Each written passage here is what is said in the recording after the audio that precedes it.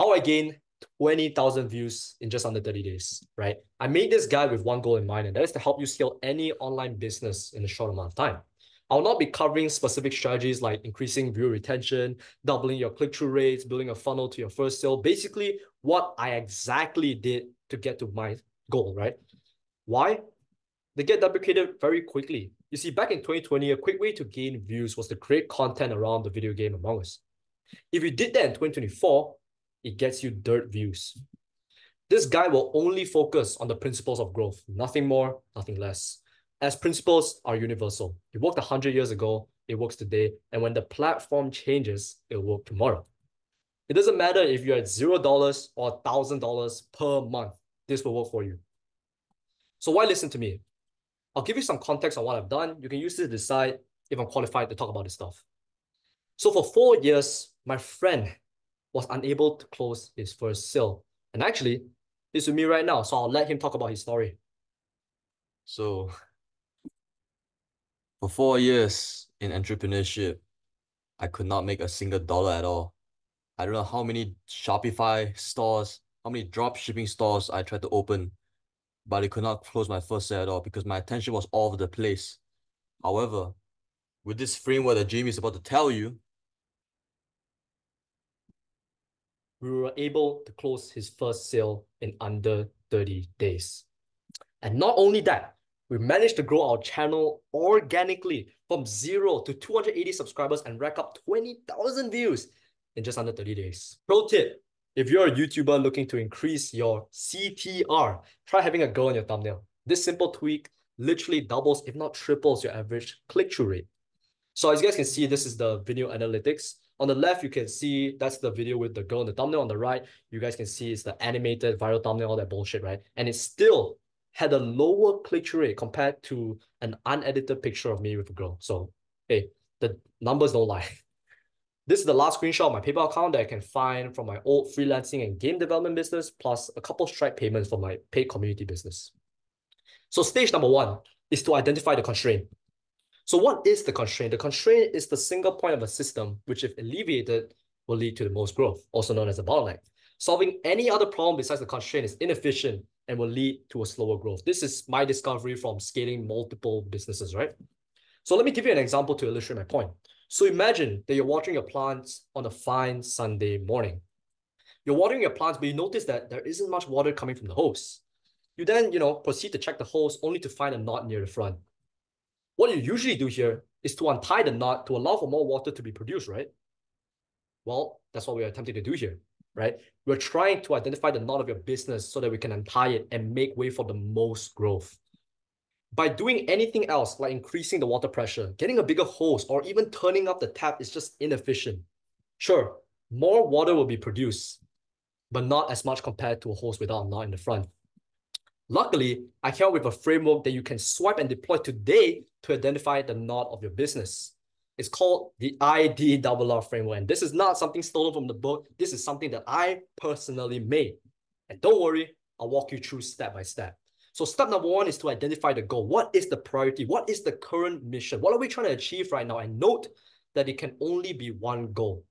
As the genie says, you only can have 3 wishes. It's one goal in this situation, right? So when I was running my old YouTube business, our mission and priority at the time was to help my friend close his first sale after failing for many years in dropshipping, right? Which we eventually did. So what are you trying to achieve in your business right now? Your first sale, your first 10K month, scale to 1,000 subscribers by the end of the next quarter? Make sure you have that nailed down, and it has to be concrete.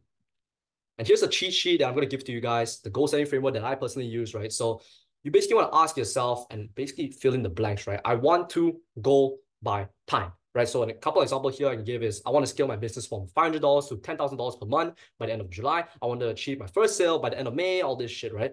Make sure it's realistic.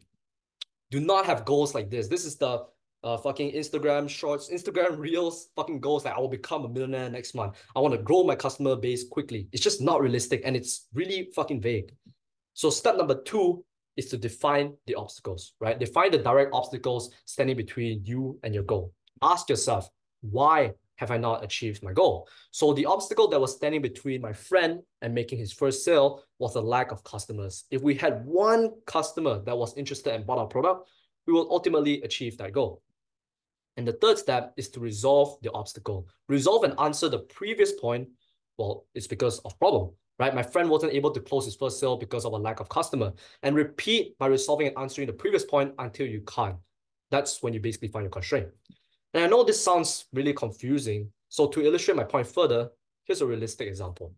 So here's the avatar that we're going to be working with. His goal is to scale from $0 to $1,000 per month. He's an aspiring finance YouTuber. Perhaps he go and watch some Iman Gaji videos and he wants to become a finance YouTuber, right? He has 10 years of experience in his niche. Maybe he came from the 9-to-5 background and he's interested in selling finance courses, right? So currently his business racks up $0 a month. He has 0 videos and he has 0 subscribers. But one thing to note is his course is legit and it's valuable, right? Many people tried it, it works, it has many great testimonials, it solves a legit problem, and most importantly, he's experienced. So this is how I would approach it, right? So the first question I'll ask is, why am I not at goal, right? So why am I not at $1,000 a month? Well, so after thinking about it for like a couple seconds, I'll be like, oh, I'm not at $1,000 a month because I don't have enough people buying my course. And this is important. You want to basically reiterate or double confirm that this is actually the direct obstacle standing between you achieving $1,000 a month. So if I had enough people buying my course, would I be at $1,000 a month? Well, let's say hypothetically, you're selling your course for $500 and 2 people bought it. Well, you'll be at $1,000 a month, right? So you basically want to keep doing this until you just can't, right? And you basically get that light bulb moment. So after asking a couple questions, we will reach the conclusion of, why do not many people know that my course exists? Well, not many people know that my course exists is because I've not been promoting it via producing content, managing a social media presence and stuff like that. So that's like the light bulb moment where you're like, oh, shit, I actually need to start making some content, which is obviously the constraint over here. So stage number 2 is to define the activities to alleviate the constraint. Now that you've identified your constraint, now comes the easy part. Ask yourself, what do I have to do in order to remove this constraint? What are the activities that I need to do? List them all, starting from the most important. So a pro tip here is to set a timer for 30 minutes and sit there to brainstorm all the possible ways to solve the constraint. And you really want to be creative here. Think of all those goofy solutions, right? The more, the better. And once you're finished, eliminate the lowest leverage ones and organize your list, starting from the most important one. Again, I'll give you an example. So after implementing the IDRR framework, we found that the constraint was not promoting the course via producing content, managing a social media presence, and stuff like that. So after 30 minutes of brainstorming, here's what I got, just a bunch of bullshit that I thought of in 30 minutes. Here it is. So what I'm going to do now is to cut all the low leverage activities, basically the activities that just make no sense and they don't even contribute to my fucking goal, right? So an example here I can give is create an Instagram account, right? As you guys can recall from the previous point, he wants to become a finance YouTuber. Why the fuck would I need to create an Instagram account and chop up my videos to put it on Instagram Reels when I haven't even made any content yet? So what I should be focusing on is to upload videos to my YouTube channel, right? Finalize the list starting from the most important, as you guys can see, right? And keep in mind, this is just an example, right? It does not have to be 5 activities. If you only have 2, if you only have 3, if you only have 1, just do 1. It doesn't have to be 5. You don't have to think like squeeze your brain out of some bullshit. Stage number 3, ruthlessly focus on the one thing. By now, you should have a list of what to do in order to relieve the current constraint. All that's left for you is to ruthlessly focus from the top to bottom, starting from the most important task. I want you to put 110% of your energy into solving the most important problem and forget everything else on that list for now. This is who you're competing against, right? Let's just call him Joe. Joe spends 30 minutes improving his speaking skills, another 30 minutes reading a finance book, like Rich Dad Poor Dad, another 30 minutes to brainstorm, right? While you spend all of your time putting all of your energy into solving a problem one step at a time, he's going to be spending his energy into solving a million problems at a time. Who do you think is going to achieve the goals faster? They can't compete with you. Ruthlessly focus on solving one problem at a time and watch what happens. Once you solved all the problems on the list, the next constraint should arise, as the system always grows to its next constraint. Now, it's time to start back up at stage number 1. Basically, repeat this entire process. Repeat this a couple of times and soon you'll hit your first $1 or 100 subscribers online, as I did. Bonus, I've included a completely free checklist on everything covered in this guide. The link will be in the description below, plus a couple more bonus which I find useful to you, right? As a thank you for sticking towards the end. My final message.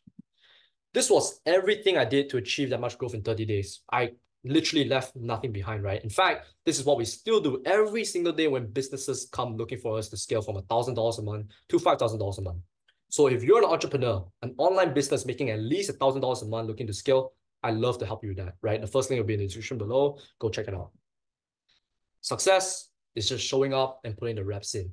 Said by a wise man called Alex Hormozi, which is my all-time hero, right? If you do more reps than anyone else in your space, you'll win. I hope you found this valuable and I was able to help you scale your online business. Peace out.